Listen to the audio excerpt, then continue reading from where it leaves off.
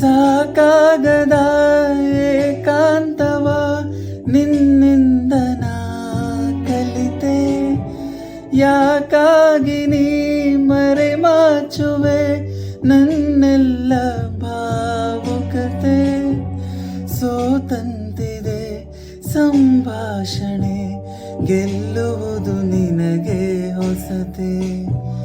ಅಳುವೊಂದು ಬೇಕು ನನಗೆ, ಅರೆಗಳಿಗೆ ಹೋಗು ಹೊರಗೆ.